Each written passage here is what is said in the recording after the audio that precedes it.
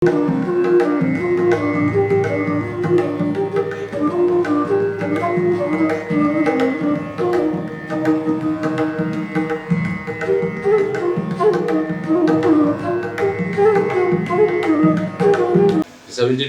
Second batch, প্রথম batch হওয়ার পরে আর দ্বিতীয় ব্যাচে দুইটা পরীক্ষা একই ব্যাচে। তো ওইটা শেষ করে তখন আমার কোথায় কী করবো এই করতে গিয়ে বাবা আমার যেহেতু পড়াশোনায় অতটা মনোযোগী খুব একটা যে একদম ভালো ছাত্র যে এইভাবে কখনো রেজাল্ট হয়নি, কিন্তু কখনো ফেল করিনি, পাস করে গেছি। তো সেই কারণে আমার বুঝতে পারছিল যে কী করবে। বাবা তো খুব চটে গিয়ে তাকে তো মাদ্রাসা দিয়ে দেবো, টাঙ্গাইলে এক মাদ্রাসা আছে, ওইখানে খোঁজখবর নেওয়া শুরু করলে ওইখানে পাঠিয়ে দেবে। আর আমার মা বলতেছে না না না, তাদের তো তার ব্রেন ভালো, সে কোনো সময় ফেল করে নেই, পড়াশোনা সব কিছু ভালো ছবি আঁকে। ওই আর্ট করে যে আমরা তাকে ওই চেষ্টা করি। ওখানে আমাদের এক ভগ্নিপতি আছে, মানে আমার নাজমা আপা, নাজমা আপু হতো, ওনার হাজবেন্ড সে হচ্ছিল ফিল্ম, উনি ওখানকার টিচার। তো মা একটা খোঁজ নিয়ে জেনে তো বললো যে আমি আগে ওনার সাথে আলাপ করে কীভাবে ভর্তি হওয়া যায়, এই বলে পরিকল্পনা হলো যে আমি আর্ট করে করি। তো মা নিয়ে আসলো ঢাকায় এসে আমি থাকলাম কিছুদিন। তো থেকে ওই পুকুরবাড়িতে গিয়ে রফিকুল স্যারের সাথে প্রথম দেখা, এবং উনি বললো কলেজে নিয়ে যেতে পরের দিন। তবে গেলাম, বললো যে তো তখনই বলছিল যে ভর্তি পরীক্ষা শেষ হয়ে গেছে, যাদের ফাইন্যান্সে মানে ভর্তি হয় তারা ভর্তি হয়ে গেছে, তাদের ক্লাস শুরু হয়ে গেছে।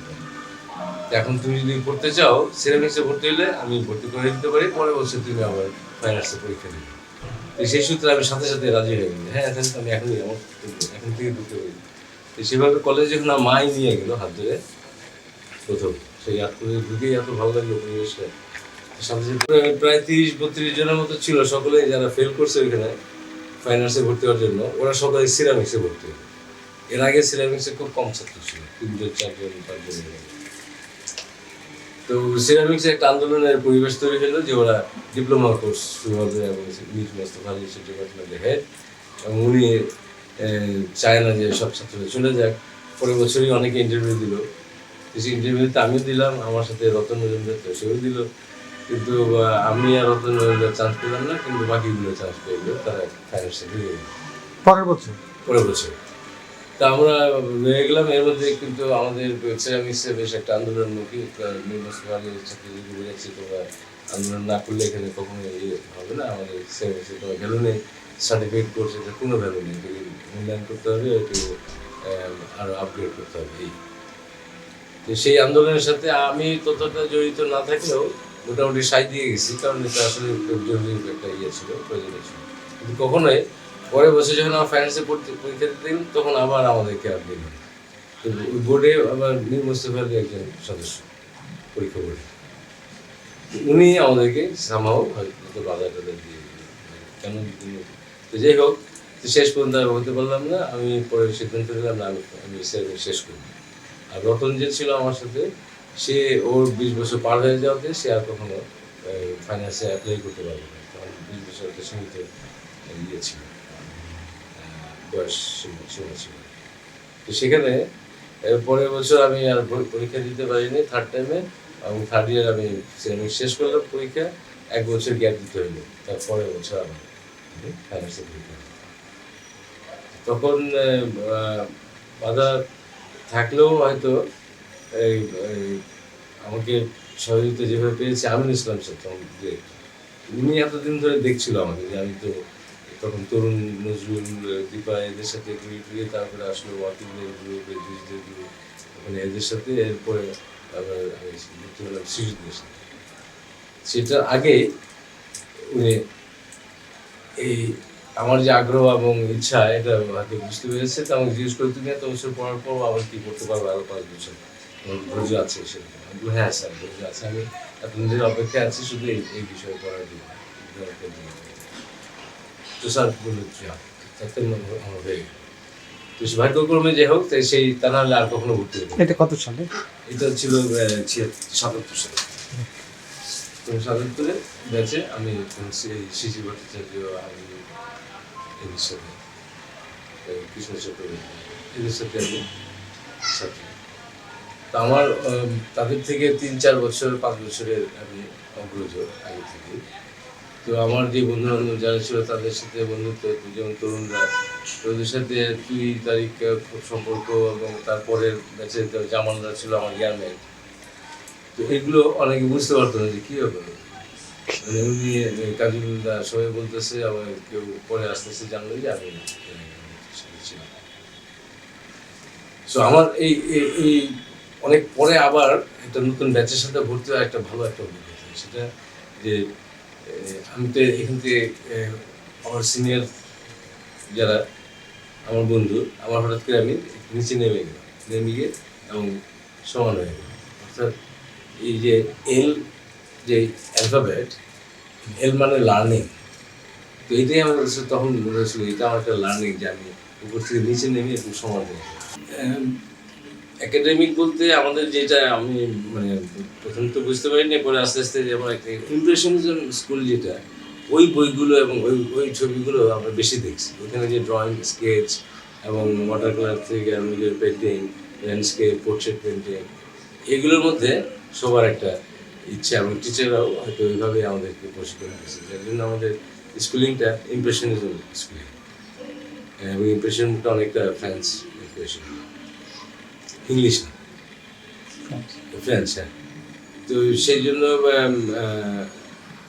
একাডেমিক সেই সূত্রে আর কি, যে স্কেচ করা, লাইভ ড্রয়িং করা, তো আমার মনে হয় যে আমি খুব খুব একটা যে আলো, সূর্যের আলো, দুপুরের আলো, এর মধ্যে ছায়াটা মিলে স্কেচ দিয়ে, পেন্সিল দিয়ে ওইটা বোধ করাটা, এটার একটা চর্চা আমার একসময় শরীফ মিয়ার ক্যান্টিন নিয়ে একটা তখনকার পাবলিক লাইব্রেরি কোনা থেকে বসে যে দৃশ্যটা ছিল এত সুন্দর আসছিল, কিন্তু স্কেচটা আমি হারিয়ে ফেলছি। আর কলেজের ভেতরে ছিল এরকম, এই কামরাঙ্গা গাছের এই পাশ থেকে পুরো কলেজের ইয়েটা, আর তখন আমিনুল ইসলাম স্যার একটা গাড়ি ছিল। ওই সময় দুইজন স্যারের মধ্যে গাড়ি ছিল, কাইম চৌধুরী স্যারের আর আমিনুল ইসলাম স্যার, আর তেমন কারো গাড়ি ছিল। মোটর সাইকেল ছিল আমাদের মাহমুদুল হক স্যার আর বুধকার। তো গাড়ির ব্যবসা আর্টিস্টদের মধ্যে জীবনে আসেনি তখন, কিন্তু আর্টিস্টরা ছবির ব্যবসা করতে গেছে, কিন্তু ছবি আঁকতে গেছে, ছবির জন্য চিন্তা করতে গেছে, অনেক আগ্রহ নিয়ে অনেক ধরনের ক্রিয়েটিভিটির দিকে যে যে এনার্জিটা দিতে পারতো, ওই খুব সামান্য রোজগারের জীবন নিয়ে, খুব স্বাভাবিক একটা নিম্ন মধ্যবিত্ত পর্যায়ের জীবন নিয়ে যেটা করতে পারতো, সেই লোকগুলোই পরবর্তীতে এত দ্রুত যে অর্থের উন্নতির আসলো আমাদের মধ্যে, এবং শিল্পীদের জীবনযাত্রা সবার জীবনযাত্রা পরিবর্তন হলো। আজকে 20-30 বছর যা হলো, এরপরে সকলের গাড়ি বাড়িতে সব কিছু, এর সাথে কি একটা যেন ওই যে একটা স্পিরিট ছিল, এক ধরনের কষ্টের মধ্যে দিয়ে একটা সত্য উদ্ঘাটন করা, সেই স্পিরিটটা আজকাল আর পাওয়া যায় না। কেউ ঠিক ওই ধরনের সত্য কিছু দেখার জন্য প্রস্তুত না। তো সুন্দর কিছু করতে চাই, আমি সবসময় বলতাম যে একটা সুন্দর কিছু বলার চেয়ে একটা নিজের কিছু বলা অনেক বেশি শ্রেয়। সুন্দর এটা কারোর নিজস্ব হয় না, সুন্দর সুন্দর সবাই সুন্দর করতেছে সবাই, কিন্তু একটা নিজস্ব কিছু চিন্তা বা একটা সময়ের কথা, সেটাই তার নিজস্ব, সে যদি অভিজ্ঞতা নেয় এবং সেটা যদি প্রকাশ করে, এই এই এই ধরনের সত্যের সন্ধানটা আমাদের এই শিল্পীদের মধ্যে অনেকটা নেই বলতে চাই। খুব স্বাভাবিক কিছু আছে না, অনেকটা আমরা যেটা কমার্শিয়াল বলি আর কি, এটা ভিউ কার্ডও পাওয়া যায়, আবার এটা আর্টিস্ট আঁকেও। এখন আঁকার যেটা হয়েছে, এটা একটা লাইফ সাইজ বা কী বলে ফ্যামিলি সাইজ ভিউ কার্ড করলেও কোনো আপত্তি হয় না, এরকম হয়ে যায়। আমরা এভাবেই কিন্তু শিখছি তখন, সেটার বেশি একটা দূরে যায়নি। আমি MFA শেষ করতে পারিনি, তার আগে আমি চলে যাই, সেটা 86-এ আমি চলে যাই ডেনমার্কে। এবং তার আগে এইখানে যে যে শিল্পকলার কী বলে আর্টের সাথে জড়িত এবং চারুকলা সিনিয়রদের সাথে মেশা এবং তাদের সাথে কাজ করা, সহযোগিতা দিয়ে এবং সেখান থেকে কিছু শেখা, এটা আমার চারুকলা ঢোকার পর থেকেই ছিল। সিনিয়রদের সাথে চলাফেরা করে, সেই 74 সালে হাসি চক্রবর্তীর সাথে পরিচয়, ওনার সাথে আস্তে আস্তে একটা ঘনিষ্ঠতা পেয়ে গেল। এভাবে অনেকের সাথে, চন্দ্রশেখর দেব, আমরা প্রায়, এবং তাদের যে ব্যাচটা ছিল 3টা স্কুল, তাদের কাছে শুনতাম। এরপরে এর পরের ব্যাচের এবং তারও সিনিয়রদের, টিভিতে যেসব আর্টিস্ট ছিল তাদের সাথেও। তো বিভিন্ন সূত্রে কিছু কমার্শিয়াল কাজ টাজ করতে গিয়ে অনেক কিছু শিখতে পারছি এবং পাবলিকলি কিছু করা, এটা আমার কাছে খুব আনন্দ দিত যে একটা ওপেন এরায় কিছু একটা ঘটলো, হ্যাঁ, ওইটার সাথে আমি জড়িত।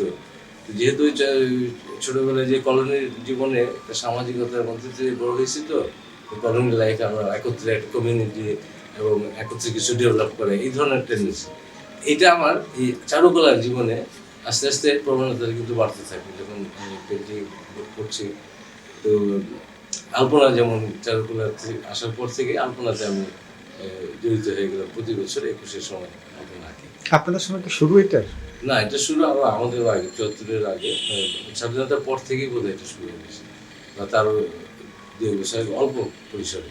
কিন্তু আমরা যখন 74, 75, 76 এই সময় আস্তে আস্তে পরিসরটা বাড়তে থাকে। আমরা কিন্তু অনেক দীর্ঘ জায়গা নিয়ে, অনেক লম্বা এলাকা নিয়ে, তো ওইটা ছিল একটা একটা প্যাটার্ন আলপনা, যেটা আমরা বলতাম যে চক্রাকারে অথবা চৌকোন বা স্কোয়ার শেপকে ওইটাকে ওর ভিতরে আরো খণ্ডন করা, এই এই এবং সাদা রং দিয়ে করা। এই অবস্থা প্রায় 80 দশক পর্যন্ত চললো। 80 পর্যন্ত, 80, 81, 82-র দিকে একবার তখন আমার দায়িত্বে আসলে যে আমি বললাম যে আমি একটু ফ্রিলি আলপনা করবো এই এই টিএসসি থেকে শাহবাগ পর্যন্ত, আমাদের চারুকলার সামনের রাস্তায়। কত সালে এটা? এটা 82 সাল, 82 অথবা 83, আমি এক্স্যাক্টলি মনে নেই। কিন্তু সেই সময় আমি সবাই যখন বিভিন্ন জায়গায় করছি, আর আমরা তখন অলরেডি ওই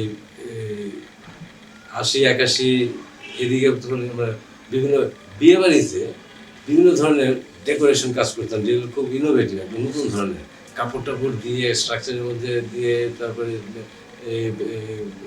চুমকি টুমকি অনেক কিছু মিলিয়ে টিলে আবার আলপনা নিচে, হ্যাঁ, এগুলোর মধ্যে খুব একটা ফ্রি আলপনা করতাম, রঙিন আলপনা। ওই ফ্রি রঙিন আলপনাটাই আমাদের এই কলেজের সামনে আমি তখন ইন্ট্রোডিউস করে প্রথম। এই কালারফুল আলপনা এর আগে ছিল না, এবং এভাবে ফ্রি স্পেস নেই যে ছড়িয়ে যাচ্ছে আস্তে আস্তে লিঙ্কড আগে থেকে এক জায়গা থেকে আরেক জায়গায়। এটার পর থেকে প্রায় 2 রং 3 রং মিলিয়ে কাজ শুরু। তো এটা আমার যেমন ডেনমার্কে যাওয়ার পরে আমি ওখানে কিছু পাবলিক আর্টের সাথে জড়িত হয়েছি, একটা দলের সাথে জড়িত হই, এবং পাবলিকলি আমরা একটা বড় ক্যানভাস সবাই ফুশন মানে সবাই মিলেমিশে একটা ছবি রূপ দেওয়া। তো এই ধরনের অ্যাক্টিভিটি করতে করতেই এক পর্যায়ে এসে আমি এই ট্রাফিক আর্টের, যেটা আমি ট্রাফিক আর্ট নাম দিয়েছি, একটা সড়ক চিত্র হবে, এর একটা কমিশন পেলাম। তো তার আগে স্পেনে 2-3 বছর আগে স্পেনে একটা নদী, সেটা শুকনো এবং তার ফ্লোরটা সিমেন্ট দিয়ে করা, আর মাঝখানে একটা ড্রেন। তো সেটাও খুব চড়া, 7 মিটার একদিকে, আবার একদিকে 7 মিটার, এইভাবে প্রায় 14 মিটার চড়া। এটা আমাদের আঁকতে হবে। এটা তখন 1200 মিটারের মতো আমরা আঁকলাম। 25 জন আর্টিস্ট মিলে 2টা দল, আমাদের কোপেনহেগেন থেকে আমাদের দলটা, আর স্পেনের যারা অর্গানাইজ করলো ওই দলটা। সেই অভিজ্ঞতা দিয়েই আমি এই ট্রাফিক আর্ট করার, মানে সড়কের মধ্যে বড় আকারে ড্রয়িং করার আমার ক্যাপাসিটি ডেভেলপ করলো। এখানে যে রোলার দিয়ে যখন ফুল ফিগার এবং ওই আমি যে একটা প্রোফাইল ধরনের ছবি আঁকতাম, মানুষের চেহারা এবং তাকিয়ে সরাসরি তাকিয়ে আছে অডিয়েন্সের দিকে, এরকম কিছু পোর্ট্রেটগুলো করলাম রোলার দিয়ে। তো এই ফ্রি হাতে রোলার দিয়ে এত বড় সাইজ, কোনো কিছু না দেখে কোনো প্রপোর্শনটা কীভাবে যে চলে আসলো, আমার একটা স্পিড চলে আসলো। তো এইটাই ওই একটা কার্নিভালের জন্য সুইডেনে একটা শহর ল্যান্ডস্ক্রোনা, তো ওরা খুব ইন্টারেস্টেড। ওরা যে আমার যে স্পেনের ছবিগুলো দেখে, কোপেনহেগেন যে কার্নিভালের যে ডিরেক্টর ছিল, ও বললো তুমি কি রাস্তায় পেন্টিং করতে পারবে? হ্যাঁ, অবশ্যই পারবো। সেই সূত্রে আর কি কাজটা শুরু। ওইটা করেই আমার প্রথম, এবং সেটাই ওই সময় একটা সবচেয়ে বড় Guinness record, Swedish Guinness record বুকেছে 56টা ছবি দিয়ে আমার নামটা দিয়ে। তো ওটা আমাকে একটা এক্সপিরিয়েন্স, এবং এটা একটা একটা আমার শিল্পকলার বিভিন্ন দিকে যেভাবে আমি কাজ করছি, তার মধ্যে এটা একটা নতুন একটা দিকে বেরিয়ে আসবে। এরপরের থেকে আমি যেহেতু একটা খুব সহজ না, একটা রাস্তা বন্ধ করে রাস্তার ছবি আঁকা, এটা অর্গানাইজ করার ব্যাপার আছে। তো ওই শহরে ওটা মেয়র থেকে আরম্ভ করে সকলেই জড়িত ছিল। এমনকি আমরা যখন প্রথম শুরু করি, তখন অর্ধেক রাস্তা খোলা থাকবে, আর বাকি অর্ধেকটা আমরা কিছু দূর পর্যন্ত আঁকবো, আবার সামনে যাব অর্ধেকটা। এই অর্ধেকটা শেষ করে আবার বাকি অর্ধেকটা আবার পিছন দিকে আসবে। এভাবে একটা পরিকল্পনা। তো সেই অর্ধেক যখন শুরু করলাম প্রায় 35 মিটার বা 40 মিটার মতো দীর্ঘ একটা অংশ, এটা ওখানকার প্রধান পত্রিকাগুলোর একটু ফ্রন্ট পেজে বিশাল ছবি, মানে লিড ছবি বলে না পত্রিকা, লিড ছবি হিসেবে আসলো।